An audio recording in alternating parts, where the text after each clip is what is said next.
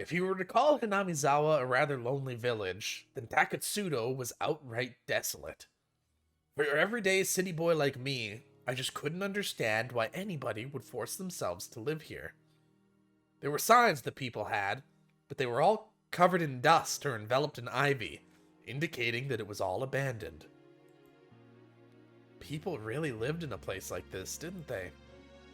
Well, it was a long time ago. A remote place like this is pretty rough for old folk to live.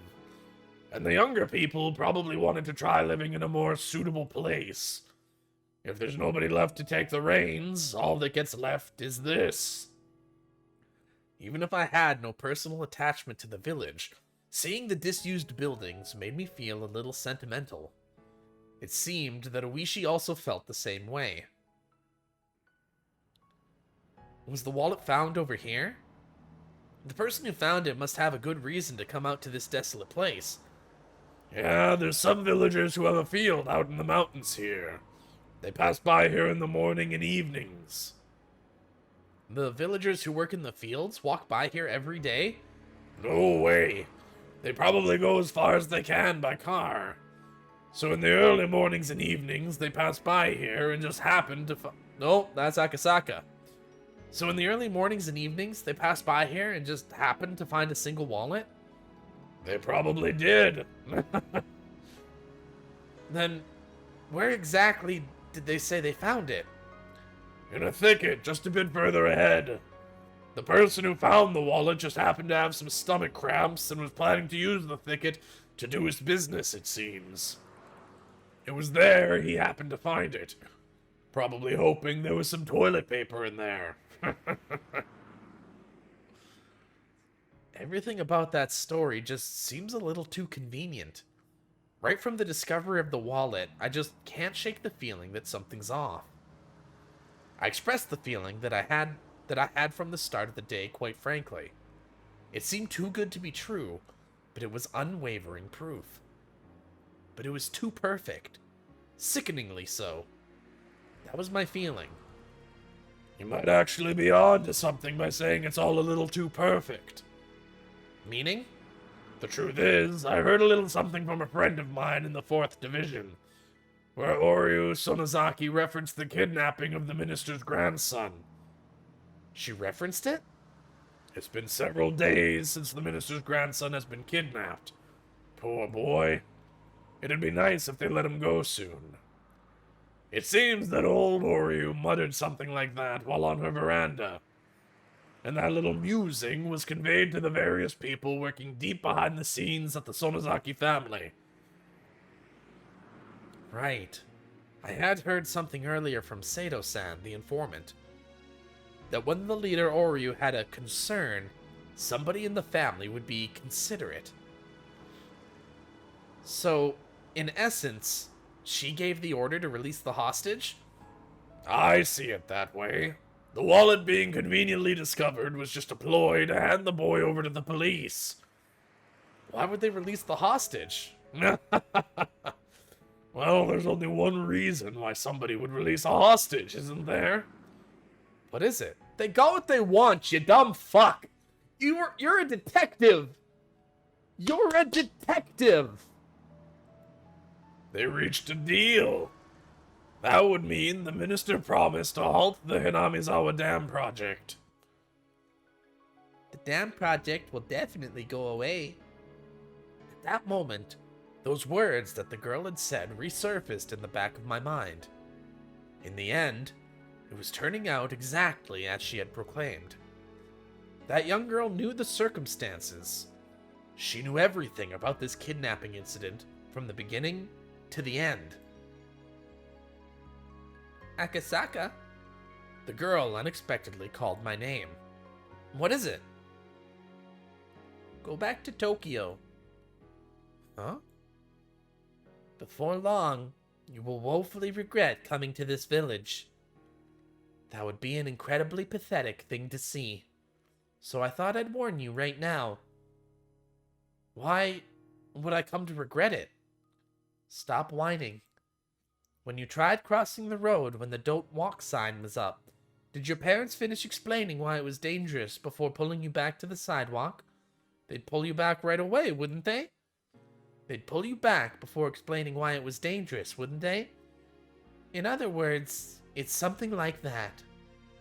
The girl, who knew everything from start to finish, had warned me in the beginning. Go back to Tokyo. Akasaka is such a coward. We'll probably find the boy, but what happens afterwards will probably be a bit of a problem. How it'll be a problem, though, is something a single officer like me can't figure out. Do you know a girl named Rika Furude? What I had said was such a non sequitur that Oishi sat in stunned silence for a while. Of course I know her. She's the only daughter of the Furude family, one of the 3 families. What kind of girl is she? Well, well, this was an unexpected name to hear. I'm a bit surprised. Does public safety think that the Furude family smells fishy and wants to keep an eye on them? Share some of that information with me, please. No, it's not like that. It's just something that caught my attention.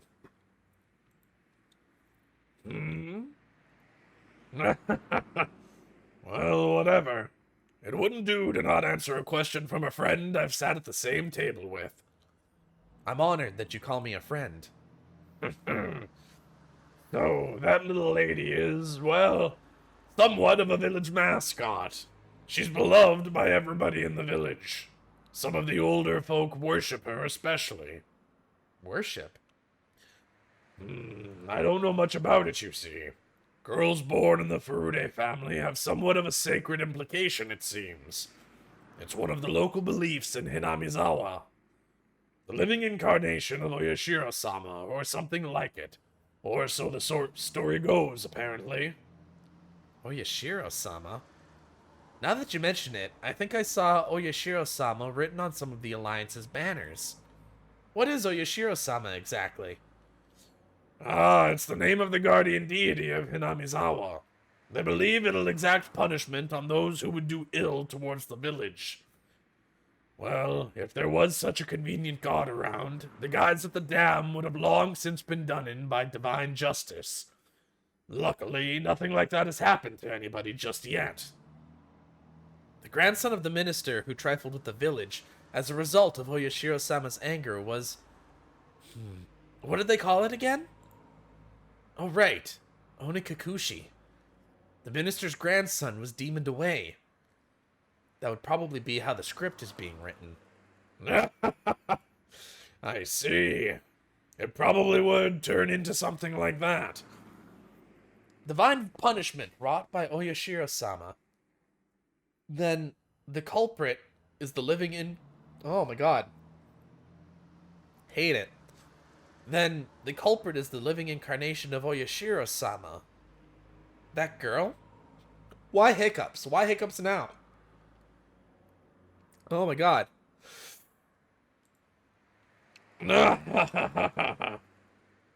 Even I didn't know exactly what I was saying. The fact that Oishi laughed it off was a bit of a relief. Oishi's joyous laughter was so infectious that I began to laugh like an idiot as well. Oh, this is unusual. Oishi, after laying into the horn several times, rolled down the window and leaned out, waving his arm in an exaggerated manner. It was a car headed the opposite way. Until now, we hadn't run into any other cars except our own. And of all places, it was at this desolate location. It seemed that Oishi knew the owner of that car. The other car also chirped its horn and came to a stop. Dr. Irie, good afternoon. The other car's window rolled down slowly, revealing a young man in a white overcoat. He was about my age, or perhaps a bit older. But you really can't judge somebody by their appearance. Why, if it isn't Oishi-san. Good afternoon. Fancy meeting you here. That's my line, Doctor. I never thought I'd see you here. What happened? Oh, nothing, just a little house call. Oh, really? Was it an emergency? No, nothing quite that serious, thankfully. It's always for the best when the patient gets better without the need of medical care. I'll take my leave here. If I don't get back quickly, my staff will be angry with me. Being the head of a clinic must be tough. Well then, take care. The young doctor named Irie, after gesturing his farewell, drove forwards and soon disappeared around a corner. Uishi also drove forwards, but soon came to a stop again. He pulled out a worn map book from the dash. His expression didn't have an ounce of irreverence. He was perfectly serious. What is it? The clinic shouldn't be making any house calls today. It must have been quite an emergency, or otherwise a patient with some extenuating circumstances. Uishi flipped through the pages, opening up to the map of Takatsudo. After that, he took a long look around and started to figure out what our current location was. Are you saying that emergency is suspicious? Didn't I say? There's hardly anybody that lives in the Takatsuno area. The road we're on right now is here. Dr. Irie came from this direction. Having no sense of our surroundings, I couldn't digest anything about the place he was indicating on the map.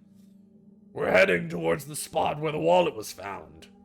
By the way, that's over here. But see, if you're heading to one of the few residences in Takatsudo, it's the wrong road. Meaning, Dr. Irie came from a direction where there are no residents? As long as somebody working in the fields between these mountains didn't collapse. But if somebody collapses and you call a doctor, normally you'd bring them back with you for a more detailed examination. But just now, Dr. Irie said it was nothing serious, and it didn't seem like anybody else was in the car with him. Uishi didn't say any more than that. I also said nothing more.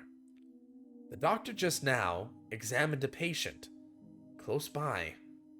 Only that. The noisy radio had suddenly gone quiet. The sky had just as suddenly turned an oppressive color. As Oishi mused that it might start to rain, a torrential downpour started, as though trying not to disappoint him. Eventually, Oishi stopped the car. The only sounds to break the silence were the percussion of the rain on the roof and the soft squeak of the windshield wipers. Let's do this a bit hush-hush, shall we? Saying that in a quiet voice, he exited the car without an umbrella, careful not to make any noise. Uishi leaned over, indicating the other side of the thicket. He was pointing to a prefabricated shed and a car that was parked beside it.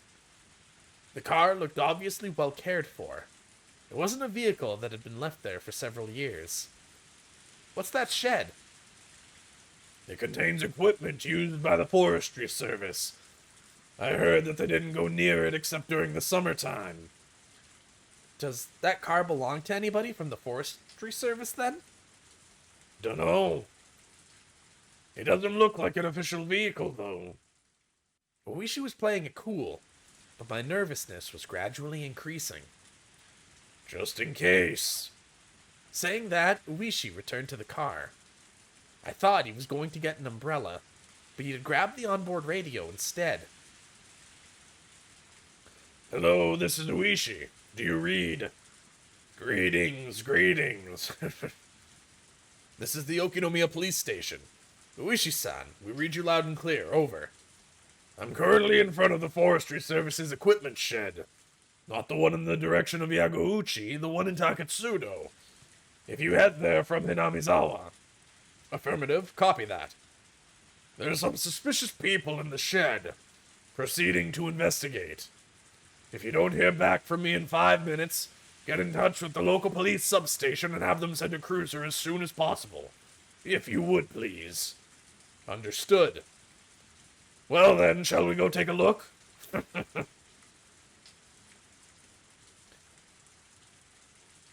Since he was first confined here, he had heard the sound of a car multiple times. So he just thought the far-off sound was more of the same. However, the reaction from his captors was, until now, something he hadn't seen before. They jumped, reacting as if shocked by a jolt of electricity, and pressed against the window, cautiously peering outside. They stopped. "Somebody from the forestry service? This is bad." "Nah, it looks like a cop to me." One of the captors lifted the boy by his collar and pressed a blade against his cheek. "Hey kid, keep quiet for a bit. I think you know this, but if you try and shout, there'll be problems." Toshiki Inukai was sure that the doctor had reported things to the police. He had felt relief when he thought that he was saved, but not imagining that his captors would resort to violence when they were cornered. His anxiety remained unabated. "What do we do?" "Gotta buy time. Take the kid and slip out of the back. We'll meet back here when the heat's off." One of the perpetrators grabbed the boy by the collar and forced him to stand. Of course, Toshiki Inukai tried to resist by feigning that his illness had been aggravated by this rough treatment, but his captors paid no heed. The door was violently banged open. "Excuse me. Hello?" The door was banged on again. Toshiki Inukai hesitated for a moment to respond to that voice by yelling. However, while he was being indecisive, his mouth was covered, taking that option away from him. The leader of the captors waved at the other to go.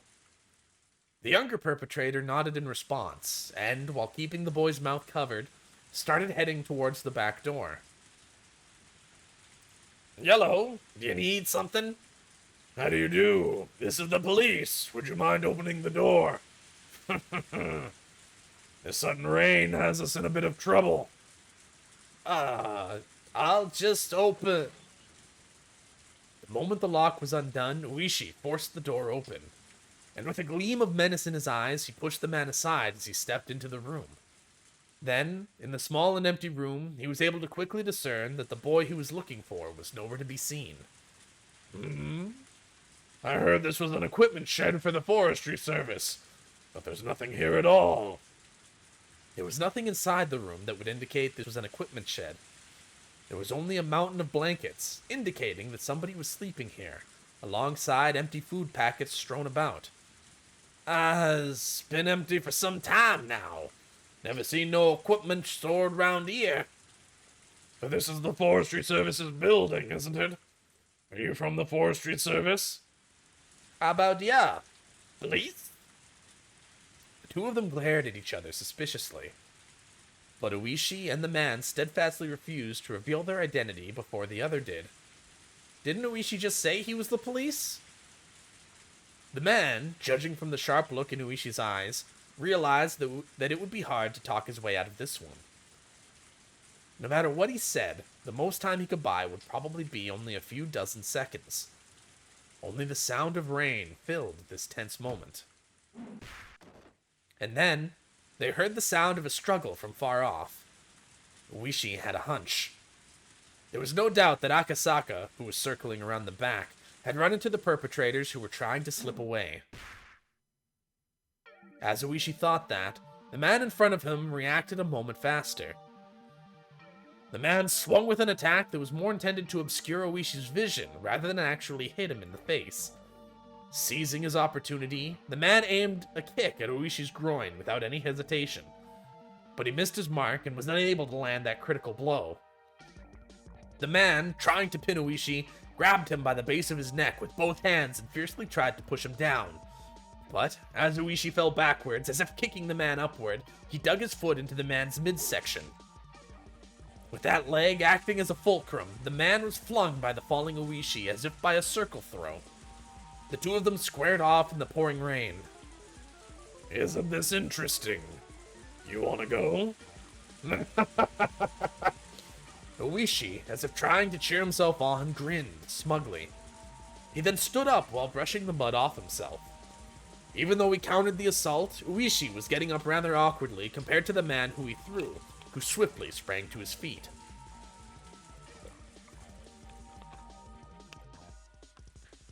"Uishi-san! Hurry!"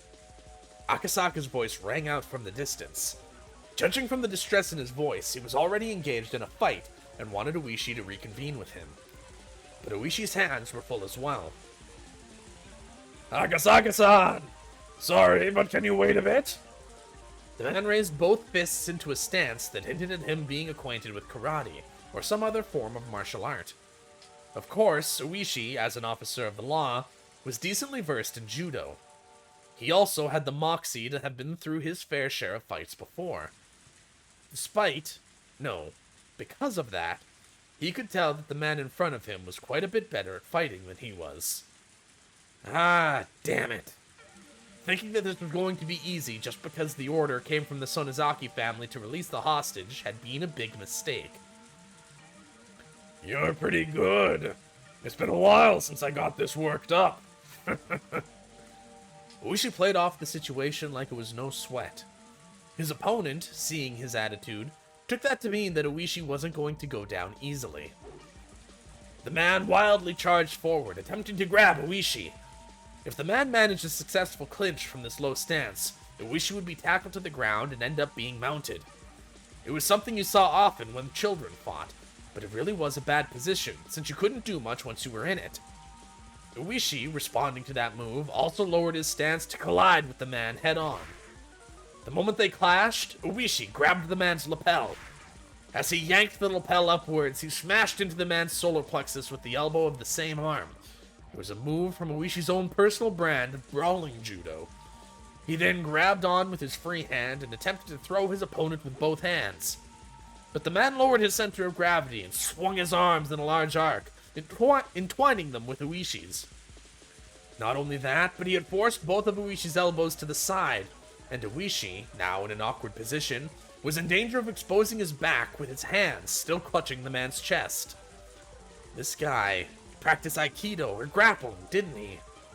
Oishi, cursing the fact that his fingers were twisted into the man's shirt and couldn't get away, released his grip. But he was still in the awkward position of being bent over. And to top it off, at zero range, the man was able to read Oishi's movements completely as he tried to squirm his way into a better position. And then took the palms of his hands and swiftly clapped them over both of Oishi's ears. Ah! Clapping the ears in any other martial art, except for self-defense, was basically forbidden. Karate and Judo didn't recognize it as a legal technique. It was that much of a simple and dangerous attack. Oishi raised both his hands as he tried to reflexively clutch at his own ears. But before that could happen, the man wrapped his arms around Oishi's neck. His thick biceps clenched firmly around the base of Oishi's neck like a vice. Oishi instinctively thought he was going to be killed. After all, it wasn't hard to believe that a man like this, who was accustomed to fighting, could crush his opponent's neck from this position. But his opponent didn't do that. He had chosen to keep his hold and force Oishi to lose consciousness. That's why Oishi, at that moment, even though his face was twitching, was grinning wildly. Even though his opponent had a chance to kill him, he didn't choose to. He was thinking, this guy has no intention of killing me. However, even though that might be the case, the man's hold on his neck was by no means gentle. In no time at all, Oishi's consciousness began to fade. Having the experience of being taken down countless times in judo during his student days, Oishi was utterly resigned to the fact that it was over.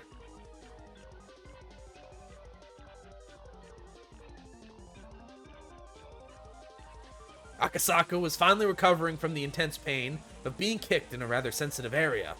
He had bumped into the captor carrying the boy by the back entrance. He had seen Toshiki Inukai's picture plenty of times, but wasn't able to immediately ascertain if the boy in front of him was the real deal, with his mouth covered in packing tape. Also, with his limited experience, it wasn't hard for him to panic over how to deal with the situation. Of course, the perpetrator didn't overlook this momentary lapse. His kick landed squarely in a critical spot, with Akasaka not even having time to call for help. As the man flung the boy over his shoulder, he headed towards the front of the shed. But upon hearing Oishi's bellowing voice, he gave up on going that direction. He then dashed off towards the forest, as if the weight of the boy slung over his shoulder wasn't even there. Akasaka was lost for a moment.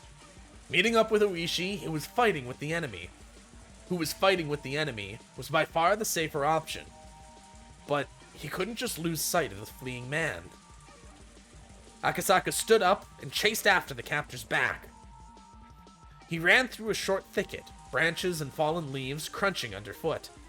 The tips of branches raked and clawed at him, small scratches inscribing themselves on his body one after another. He kept on stepping into puddles and mud, and his shoes were soon filled with murky water. For Akasaka, traveling through this unexplored forest was, even though this was an emergency situation, extremely unpleasant. "Stop! This is the police!" As he said that, he regretted it immediately, and as it was but a waste of breath. There wasn't a thief in the world that would politely stop when told to by the police. To a city boy like Akasaka, running through this forest was an arduous task. However, it must have been no easy task either for the man carrying the minister's grandson. He neither gained nor lost ground in his pursuit. Akasaka, upon realizing that, gained back a bit of composure. Just keep on chasing him. We're running in the same conditions. In fact, the man running with an awkward stride was at far more of a disadvantage. They couldn't run forever. Eventually, he'd definitely trip and fall. As long as he was being hounded, he would definitely stumble. And soon, his wish was fulfilled. Whoa! The man, who had stepped in something and lost his balance, was no longer able to bear the weight of the boy, dropping him. Akasaka, in all honesty, didn't care about the perpetrator at all, just as long as he could ensure the safety of Toshiki Inukai. So if the perpetrator ran off by himself, it was perfectly acceptable. But it seemed that Toshiki Inukai was important to the man as well, and didn't choose to just run away empty-handed. Akasaka didn't know what to do in this kind of situation. His first priority should probably be to ensure the safety of the boy, subduing his captor being less important. Grappling with the perpetrator wasn't something he planned on. But most likely, it was either do or die. Akasaka's moment of indecision proved to be fatal. The man, aiming right between, or rather, for both of Akasaka's eyes, struck out with a jab. Not wanting that, Akasaka raised both his hands to shield his face. At that moment, the man kicked at his unguarded midsection. The pain almost felt like his vital organs were being squeezed out of his body, but he latched onto his opponent's leg. But his opponent didn't hesitate one bit. Leading with his seized foot, the man jumped at Akasaka, applying pressure and pushing him down. Akasaka was unable to withstand that and fell, but under no circumstances was he letting the leg go. The two men fell together in a tangled heap. The man was desperate to pull his leg free from Akasaka, but having fallen in an awkward position, was unable to. The two of them rolled around on the ground, floundering about, trying to gain an advantage. But Akasaka, who was holding onto the opponent's knee with both hands, and that opponent, who had complete freedom to move his upper body, were in two completely different situations. The man gained a positional advantage on Akasaka, who was still latched onto his legs and couldn't move away, and pounded full force on his head with both fists. Not only that, he found a rock nearby and beat it against Akasaka's skull. The difference between being hit with a fist and being hit with a rock was vast. Akasaka quickly thought of letting go of the man's leg to free his hands to protect his head. But if he let go here, the man would get away.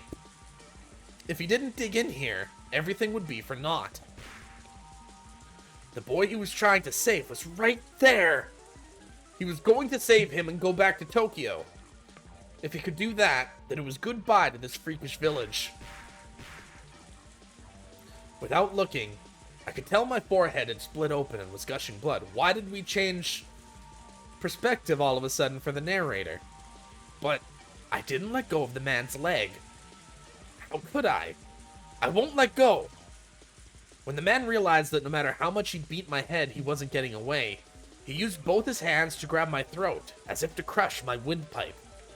I pulled my head back as a slight form of resistance, but it was of no use. The man's hands enveloped my neck and began to crush it like a vice.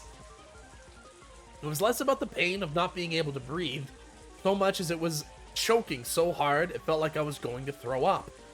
It felt like my stomach was going to turn itself inside out, but I could only endure it.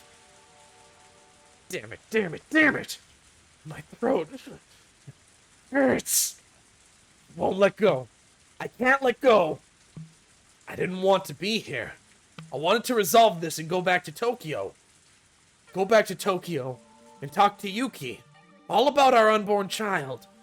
We were going to talk about our bright future. I had no intention of loosening my grip. However, it loosened just a bit, and the man's leg came free. The man kicked as hard as possible, and I tumbled backwards. My head was spinning, and I was unable to get up right away. No, I couldn't even put any strength into getting up in the first place. Even so, I couldn't back down. If I let him escape now, this chance would never come again. Even just catching their scent was nothing short of a miracle. If we weren't able to get the minister's grandson back here, there wouldn't be another chance. The man tried to drag the boy to his feet, but the kid was displaying some unexpected resistance, allowing me to get up unnoticed. I grasped the rock the man had just beat me over the head with. Now, it's my turn. Ah! The rock should be able to supplement what meager strength I had left, adding more than enough power to my attack. My fist, still wrapped around the rock, dug into the side of the man's torso. It seems like it hurt him quite a bit. The man rolled around for a bit, clutching his side. Freed from the man's grip, the boy hid behind me. Toshiki Inukai-kun, right? I've come to help you. To the boy, those were the words he was waiting for the most. But the crisis was still not over. That was because, even though he was still clutching at his side, the man had gotten up again and had taken a fighting stance. I could see in the man's eyes the resentment at the pain I had caused him, and the confidence that he could still beat me. If we were to clash head-on again, he might not even stop if my head were split open. Stop resisting! Surrender quietly! You should just hand the boy over. Do you want me to snap your neck? Who would listen to you now? Reinforcements are already on the way. There's nowhere for you to run. The man reacted adversely to the word reinforcements. That was because he now knew that arguing like this wasn't just waste of time, but put him closer and closer to danger. Realizing that, the man shifted mental gears almost too quickly. Then let's finish this fast. How about this? What the man pulled from his back pocket was, of all things, a gun. Of course, I'm a police officer. It's not like I don't know what a gun is. But having one pointed at me was something I'd never experienced before. Was it real? Of course it was. There's no way it'd be a replica in a situation like this. Put both your heads behind your head and lay down quietly. Don't get cocky, you villain. I won't do anything you say. You stupid idiot. Do you not know what this is without me shooting you with it? Then shoot. Reinforcements will hear the gunshot and head right over here. Are you stupid? We're in the middle of the forest, and on top of that, it's raining. They'll never hear a thing. As long as he still held that gun, no matter how much I yelled at him, I was at a distinct disadvantage. But I still had a fighting chance. If I were in his shoes, instead of wasting time yelling at each other like this, I would just shoot him and take the boy. That way was the fastest, and would suppress any sort of further resistance from him. But the man was demanding my surrender without having fired a shot, meaning that he either didn't want to shoot or couldn't. In other words, the man in front of me was soft. If I could buy even just a little more time, the factors that would lead to my victory were numerous. Uishi was probably on his way, and the reinforcements we called for before coming here should already be well on their way here too. Night, Guy Pie. Thanks for hanging out.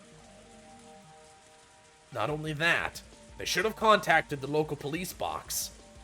Without a doubt, somebody stationed in the village would be here much quicker than that. I'm glad they're fun. I really appreciate you letting me know. Damn it! Do I have to put a bullet in you to understand how dangerous this is? There's no escape. Don't add to your crimes. At that moment, I heard the rustling of foliage and heavy footsteps approaching.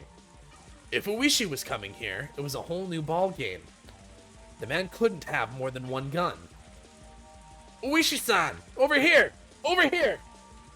Huh? I had thought the time was on my side, but I had failed to even imagine that the enemy could also have reinforcements. You could tell the man who had just appeared was one of the perpetrators just by looking at him. What are you doing? If you don't hurry up, the police will get here. Stop lollygagging. Damn it. What happened to Uishi-san? Ah, the chubby fella. He's down for the count. He is? Damn it! The boy, sensitive to the impending danger, curled up behind my back. What could this be? Damn it! Your buddy isn't coming. Serves you right.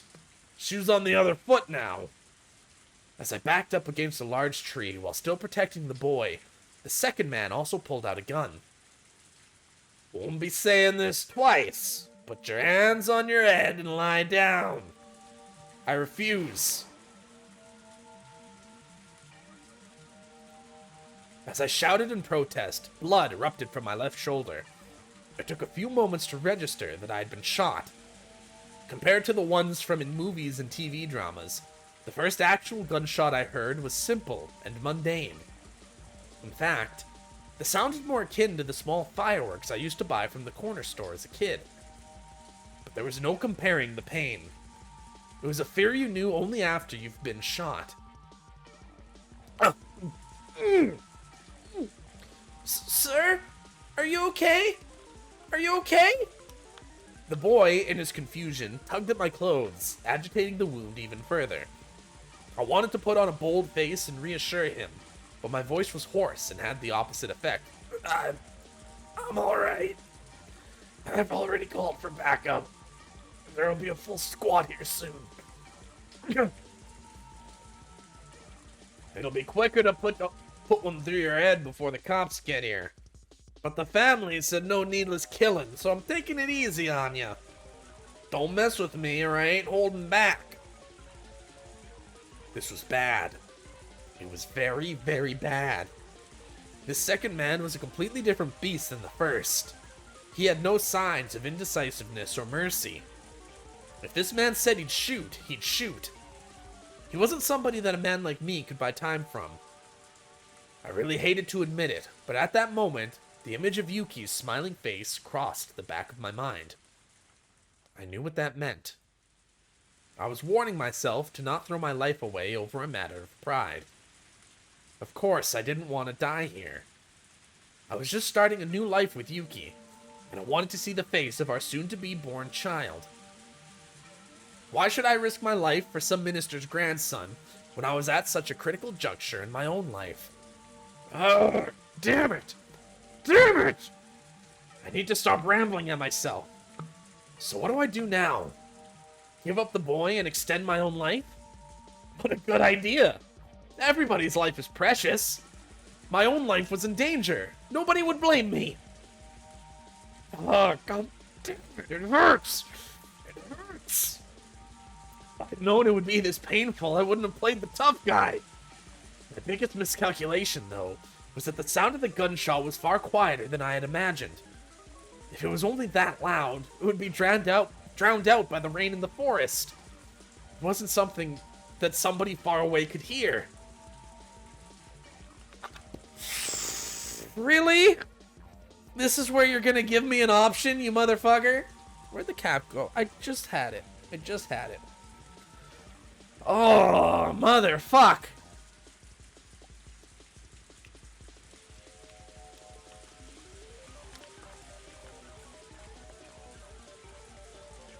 I don't know if I plead or not. I mean, it doesn't super matter. We're just gonna quick save here. We're gonna watch for an opportunity. We're gonna wait. We're gonna wait, and we're gonna cap both of them. Shit! Shit! Shit! Shit! I can't afford to die in a place like this. I need to survive and return to Yuki's side. For a moment, I catch a glimmer of hesitation in the eyes of the man holding the gun. This guy's unsure about shooting at me? If so, maybe if I jump at him now, I could... What? You damn bastard! In a flash, everything before me grows dark as my consciousness leaves me behind. It was only after my body temperature rapidly came down and a burning sensation in my chest turned numb that I realized I had been shot. That's it? That's all you give me? You give me 5 lines of dialogue? Man, they did not want options. They didn't want them. Nintendo, whoever made them, or whoever greenlit the console versions must have pressed them into adding different options and whatnot, different choices. Plead for my life. Damn it! Wait, just wait! I don't want to die. I don't want to kill you. As long as you understand. Don't shoot, okay? Don't shoot. I have a wife waiting for me at home. I don't want to die. I won't shoot as long as you don't yell or nothing. Just quietly put your hands on your head and lie down. Will you really? Will you really? You will keep your promise, right? This is a promise between men. I will. It's a promise between men. Keep your promise. Keep it. I'm going to get down on the ground, okay? I'm getting down. I'll keep my promise. So stop pointing that gun at me.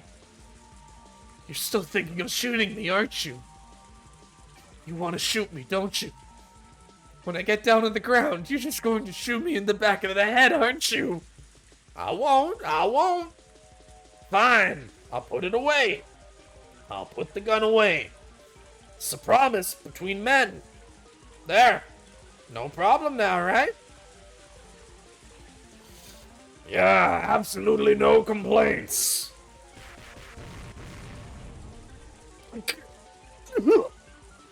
It was over in a flash. The moment he lowered his gun, Uishi didn't let his chance slip by. Uishi had been assessing the situation for quite some time from behind the two men. But since they had their guns trained on me, he didn't really have a chance to jump in. Seeing the look on Uishi's face indicating that he wanted me to create an opening, I took on that role completely. Uishi forcefully lifted the arm that was holding the gun. He then took the gun from the man's hand in only an instant. The other man, who was a bit slow in grasping what was happening, pointed his gun at them, but with his ally grappling with Uishi, he couldn't pull the trigger. If that man was the one that was wrestling with Uishi at the moment, he might have shot without hesitation. But this man wouldn't shoot. He couldn't shoot. Uishi kicked the other man away, and while aiming the stolen gun with his left hand, pulled out his own. With guns akimbo, he was aiming at both men at the same time. I do believe that's checkmate. It was perfectly played. But, heedless of the guns pointed at them, the men shouted, "Scram!" as they scattered away at full speed. It was over in an instant. The two running away without putting up a fight was honestly unexpected. Uishi, quietly clicking his tongue in admonishment, slipped both guns into his pants pockets.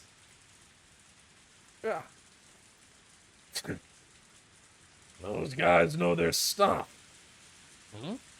What do you mean? An officer won't fire at somebody who's fleeing. I want to keep my pension here. Uishi and I grinned at each other. Are you Toshiki Inukai-kun, the grandson of the Minister of Construction Inukai? Yes! This is going to be a major incident. We probably only cut the tail off the lizard, though. Oishi smiled amusedly. The fact that the Onigafuchi Guardians, or rather, the Sonozaki family behind them, was pulling the strings was apparent, but proving it wouldn't be easy. And with apologies to Oishi, this incident was unlikely to go public. If this caused an uproar, it would obviously lead to the minister losing his office. With HQ having decided that doing so was in the national interest, this would probably be cleaned up quietly. It might be a rough day of saying it, but this was born in the shadows, and was going to die in the shadows. Oishi probably already understood the implications behind this incident. For the time being, let's cordon off the area, since it seems that one of them still has a gun. After that, let's get Inukai-kun to safety and get you to the hospital. As the tension in the situation faded, the pain from the gunshot wound in my shoulder blossomed once again. My forehead was also stinging painfully, and had grown hot enough to start a fire. Thinking that the tension had caused me to sweat, I wiped my forehead, but what came off was a large amount of blood. I realized that my shirt had been stained bright crimson from the blood flowing from my head. I turned around. The boy was safe and sound. Without a doubt. There would probably be an investigation on the men who ran, but that was for another day. At this point in time, I could safely say we had cleared the major hurdle of securing the boy's safety. As soon as I recognized that, it felt like the lights in my head had been hit by a power failure. My knees buckled from underneath me, the ground there feeling as soft as a cloud. It didn't feel unpleasant, even as I was covered in the rain-soaked mud. Yuishi came closer, asking if I was okay, but somehow I couldn't tell. I turned off the switch to the last light in my head. The exhaustion enveloped me. Sleep. Something softer than any blanket wrapped around me.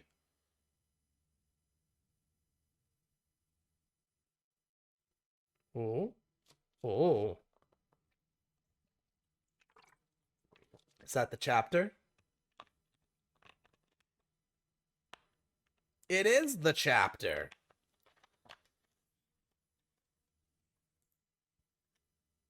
Mission accomplished. A very kind person. Patients admitted to the hospital can only accept calls at fixed times. That's why she wouldn't be receiving a call from him today. Yesterday, she had teased him that he got lonely easily, so he might have struggled with the idea of calling her sooner. That was much easier to imagine, rather than that he might just be too busy to call. Because he's just that type of person. Yuki, whispering that, smiled to herself. The announcement that visiting hours were over played over the hospital intercom along with some music. She exchanged pleasantries with the family of the patient that was staying in the same room as her. Probably eager for his mother to be discharged, their small child was wearing a beaming smile. That child's mother was pregnant in the bed next to mine, with what may be their new brother or sister. They were probably ready to burst with the expectations, dreams, and worries of having a new sibling. The joys of a growing family. Bathing in those warm feelings, I stroked my own belly, which had grown quite large. I had talked with him about how many children we wanted to have. We talked about how if we had 3, it would certainly be lively.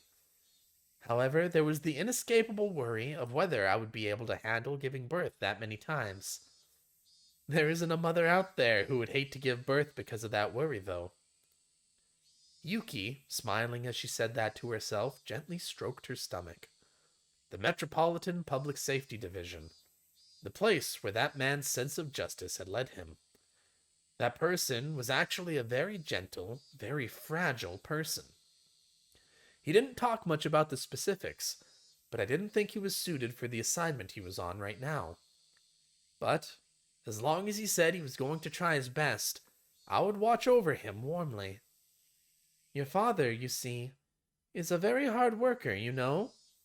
Coochie coochie coo. Yuki seemed to be enjoying herself as she talked to her own belly. At that moment, Yuki suddenly became concerned about something and looked out the window. It used to be this time, long ago. She remembered that when she was little, around this time in the countryside where her grandmother lived, the Higurashi would fill the air with the chorus. This was the middle of Tokyo. Unlike in the countryside, you couldn't hear the song of the Higurashi. But for some reason, at that moment, Yuki felt that she wanted to hear that song.